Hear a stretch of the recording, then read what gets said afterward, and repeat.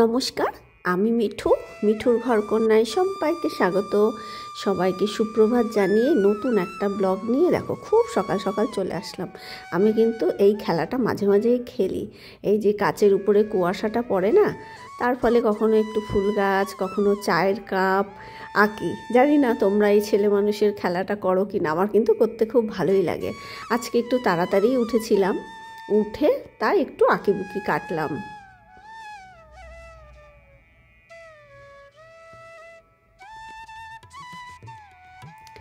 এরপর দেখো চাটা খেয়ে নিয়েছি। চাটা আমি বললাম না, প্রত্যেক দিনই যতই তাড়াহুড়ো থাকুক না কেন, চাটা বেশ আরাম করে খেতে বসে আমার ভালো লাগে। এরপর বিনস, ক্যাপসিকাম, আলু কেটে ভাজা করতে দিয়েছি। আর রাত্রের আটা মাখা খানিকটা ছিল, আর ফ্রিজেও একটু ছিল, যার জন্যে ওই আটাটা কালকে রাত্রে মেখে আমি রুটি করেছিলাম, ফ্রিজেরও একটু আগের আটা মিশিয়ে। যে কারণে এই আটাটা দেখছি কেমন একটা সামান্য একটু গন্ধ লাগছে।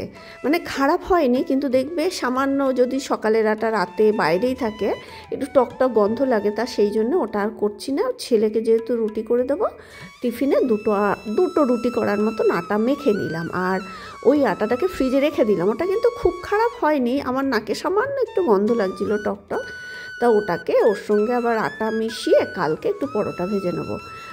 এরপর দেখো বিনস, আলু আর ক্যাপসিকাম ভাজা করলাম। আর এই যে এটা হচ্ছে ডাল আছে এর মধ্যে, মিলেট আর খোসা সমেত যে মুসুরির ডালও আছে, আর এমনি ডালও আছে। দিয়ে ওর বাবাই করেছে মিলেটটা, সামান্য একটু ঘি দিয়েছি আর ওই যে রক সল্ট আর কি, সন্ধব লবণ দিয়েছি, ব্যাস হয়ে গেল।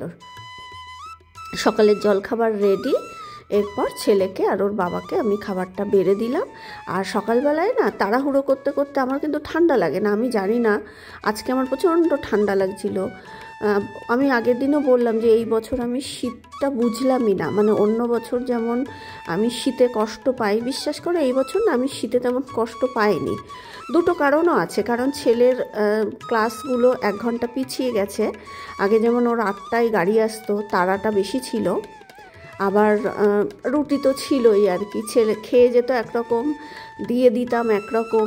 আর এই বছর টিফিনের চাপটা আমার তুলনামূলক অনেক কম, এবং যেটা আমি একটু দেরি করে করলেও অসুবিধা হচ্ছে না বলে আমি ঠান্ডাটা না বেশি বুঝলাম না। আর ঠান্ডায় আমি সত্যি এবার কষ্টটা কমও পেয়েছি, অন্য বছর যে কষ্টটা আমি পাই। এরপর ছেলে স্কুলে চলে গেছে, বাবা খেয়ে অফিস চলে গেছে। এইবার বাসি ঘর দোরগুলোকে, বিছানাগুলোকে মানে ঘুম থেকে উঠেই কোনো রকমে ভাঁজ করে রাখি, তখন এত কিছু করার সময় থাকে না। এরপরে ওরা চলে গেলে আমি একদম জায়গার জিনিস জায়গায় করে পাটপাট করে রাখি। আর এখন এই শীতকালটাতে না আমার খাটের উপরে এরকম শীতের জিনিসগুলো থাকে। দেখো সবারই একটা দুটো করে হুডি থাকে, যেটা ঘরে পরার আর কি। এবার যেইগুলো আলমারি থেকে বেরোয়, ধরো কেচেছি, বা ধরো শীতের জিনিস তো আর রোজ কাচা যায় না, এগুলো বাসিও হয় না। এবার একদিন ধরো পরেছি, 2 দিন পরেছি, রাতে শোয়ার সময় অন্য কিছু পরছি, তখন কিন্তু ওই খাটের ওপরেই আমি ভাঁজ করে রাখি। আমার মনে হয় সবার বাড়িতে একটু আধটু এরকম মানে খাটের উপরে থাকে, বিশেষ করে শীতকালে। শীতকালে সবার এত জিনিস বেরোয়, তুমি কত ভেতরে রাখবে? তা যে কারণে আমার খাটের ওপরে কিন্তু কিছু শীতের জিনিস থাকে শীতকালে। এরপরে অনেকগুলো জামা কাপড় ছিল, সেগুলোকে ভাঁজ করে জায়গা মতন আমি রেখে দিচ্ছি। আর আমি বলি না, এই ওয়ার্ড্রপটাতে আমাদের ডেলি ওয়্যারের জামা কাপড়গুলো থাকে। যেটা কি হয়, আমার ছেলের 2টো তাক, ওর বাবার 2টো তাক। এবার কি হয় বলো তো, ছেলের তাকটায় পাটপাট করা থাকে, গোলমাল করে ওর বাবা, ছেলের বাবাটাই গোলমাল করে। মানে যখনই আমি এটা খুলবো না, দেখবো জায়গার জিনিস জায়গায় নেই, লোকটা ঠিক উল্টোপাল্টা করেছে। তা সেইগুলোকে আগে ঠিকঠাক করে তারপরে যেগুলো আমি ভাঁজ করলাম সেইগুলো আগে ঠিকঠাক করে রাখলাম। আর এই যে মানে এই যে যুদ্ধং দেহি মনোভাব নিয়ে এটাকে আমার প্রত্যেক দিন করতে হয়। 4টে কোণা আমি প্রত্যেক দিন 4টে কোণা মেলাই, আর আমার ছেলে ওই ভেতরে দলা করে। মানে ও রেগে যাচ্ছে, আমি করতে করতেও রেগে যাচ্ছে, আর আমার ছেলেও রেগে যাচ্ছে যে তুমি এটা কভার পরিয়েছো কেন।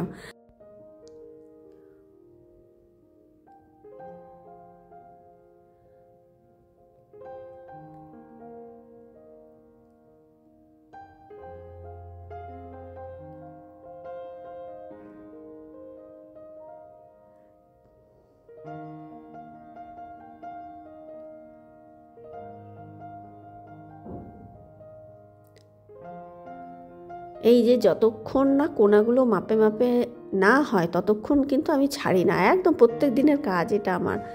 করে দেখো বাসি বিছানাগুলো ঝাড় দিয়ে তারপর ওরা চলে গেলে না, যতক্ষণ না যায় ঘরটা আমার বড্ড অগোছালো থাকে, তখন তাড়াহুড়ো থাকে তো আমি এগুলো কিছু করি না। ওর বাবা অফিস যাওয়ার আগে যদি এগুলো আমি করি না, ওর বাবাও রেগে যায়, কারণ দেখবে যাওয়ার সময় না অনেক দিন হয় মোবাইলটা ভুলে যায়। হ্যাঁ, মানে হাতে হাতে অনেক কিছু একটু এগিয়ে দিতে হয়। এবার যাওয়ার আগ দিয়ে যদি আমি এইসব ঝাড়পুছ মানে ঝাঁটা নিয়ে করি না, ভীষণ রেগে যায়। ওই জন্য অফিস যাওয়ার আগে আমি কিচ্ছু করি না, ওরা চলে গেলে তারপরে ধীরে সুস্থে করে গান চালিয়ে দিই। আমি গান শুনতে শুনতে মানে করতে ভীষণ ভালোবাসি। মানে গান শুনলে না আমি অনেক কিছু ভুলে যাই এবং বলতে পারো আমার মানে আমি নিজেকে ভালো রাখার খুব উপায় হলো আমার গান শোনা। মানে গান আমাকে খুব ভালো রাখে, খুশিতে রাখে, শান্তিতে রাখে।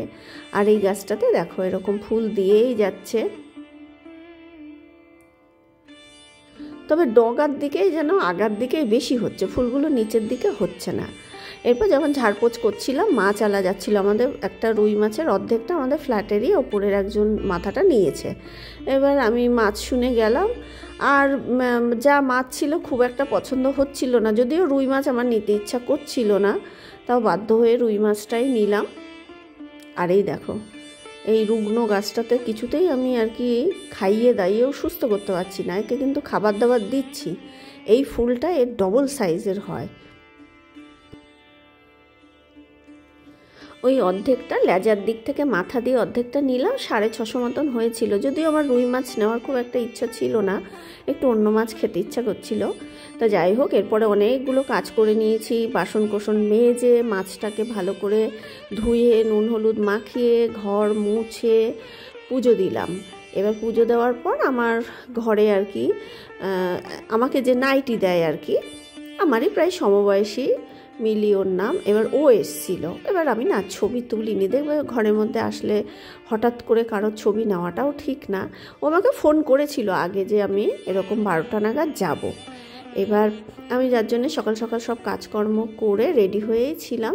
ও আমাকে আমার জন্য কুর্তি আনবে বলেছিল, আর একটা বাড়ি পরার না আমি একটা সোয়েটার বলেছিলাম একটু অল্প দামের মধ্যে। তা সেই মানে আর যা কুর্তি টুর্তি এনেছিল আমার পছন্দ হয়নি। আমি জ্যাকেটও বলেছিলাম, জ্যাকেট বলতে মানে হাফ জ্যাকেট যেটা কটনের হয় না, একটু বড় সাইজের, সেগুলো বলেছিলাম। আর আমি জলখাবার খাচ্ছি, দেখো এখন 1:16 বাজে, মানে আমি সকালবেলা থেকে অনেক কাজ করেছি, জলখাবারটা খাইনি। তারপরে মিলি বলেছিল 12টা নাগাদ আসবে। এবার আমি ঝটপট করে স্নান করে পুজো টুজো দিয়ে এবার মিলি এসে গেল তখন ওই 1:05 নাগাদ। এরপর আমার না তখন আর মিলেটটা খেতে ইচ্ছা করছিল না, বিশ্বাস করো। তা আমি ঝটপট একটা ডিম ভেজে হচ্ছে তোমার মুড়ি দিয়ে খাচ্ছি, মানে খিদে প্রচণ্ড পেয়েছে। যখন মিলির সঙ্গে কথা বলছি তখনই খেয়েছি, সকালে চা বিস্কুট খেয়েছি, আর এখন 1:10 বাজে, বলো খিদে পাবে না? তো অল্প একটু মুড়ি দিয়ে একটা ডিম ভেজে খেয়ে নিলাম, মিলেটটা আর ইচ্ছা করলো না। এরপর অনেক কাজ করেছিলাম তো, আর এই যে ওর বাবা যে অফিস পরে যায় ফুল শার্টগুলো যেগুলো লাইট কালার হয় সেগুলো কিন্তু হাতে ধুতে হয়, মেশিনে দিলে হয় না। ছেলের স্কুলের ইউনিফর্ম তো হাতেই ধুয়ে নীল দিই, আর আজকে আমার উজালাটা বেশি পড়ে গেছে। ওই যে একটু হড়বড় করলে দেখবে কাজের একটু গন্ডগোল হয়। তারপর কি ছেলের স্কুল ইউনিফর্মের শার্ট বলো ওর বাবার শার্ট বলো একসাথে ধুই, কিন্তু আবার ভয় লাগে যে নীল টিল দেওয়ার পরে আবার দুটো বালতিতে আলাদা রাখতে হয়, না হলে হালকা কালারের মধ্যে চলে যাবে। এরপর এই সোয়েটারটা নিয়েছিলাম, দেখো বেশি দাম নেয়নি, বাড়ি পরার জন্যে। আমার সোয়েটার একটু কমই, তো যে কারণে ওকে বলেছে আমি ডিসেম্বরে, তা শীত চলে গেল তখন আমাকে দিচ্ছে, মানে ও যখনই তুলছে তখনই নাকি বিক্রি হয়ে গেছে। তা যাই হোক, সোয়েটার আর একটা মোজাই নিয়েছিলাম। আর যা হয় ওই কথা বলতে বলতে গল্প করতে করতে অনেক দেরি হয়ে গেছিলো। এরপর আমি যখন জামা কাপড় মিলছিলাম একটা পার্সেল আসলো, এই মধু আসলো। আমাদের কিন্তু অনলাইনে খুব একটা জিনিস কেনা হয় না, কেনা হয় আসে হচ্ছে মিলেট, এই যে ঘি, মধু, ছেলের বই, এই সব ধরনেরই, ওর বাবার গাড়ির সরঞ্জাম, এগুলোই আসে। না হলে অনলাইনে কিন্তু সত্যি কথা বলছি আমি খুব একটা জামা কাপড় কিনি না, পছন্দও করি না। খুব কম কিনি, আরও কিনি না কেন, এই যে আগের ভিডিওতে বলেছি, আমি যদি কিনে দেখি জিনিসটা মনোপুত হচ্ছে না বা ছোট বড় হচ্ছে, আমার হাজব্যান্ড ওটাকে আর ফেরত দেবেই না। মানে ও পছন্দই করে না। এই যে দোকানে গিয়েও যদি কোনো দিন বলি এইটা ভালো লাগছে না, ফেরত দেবেই না, পছন্দ করে না জিনিসটা, যে কারণে আমি আরও অনলাইনের জিনিস কিনি না। তা ওই অনলাইনে খুব দরকারি জিনিসগুলোই আমার ঘরে আসে। মাছটাকে ভেজে প্রথমে ভেবেছিলাম আলু বড়ি দিয়ে করব, তারপরে মানে ওই আলু বড়ি দিয়ে আর খাওয়া হচ্ছে না, রোজই ফুলকপি দিয়ে খাওয়া হচ্ছে, আর এবার একটু ফুলকপিটা বেশিই খেলাম।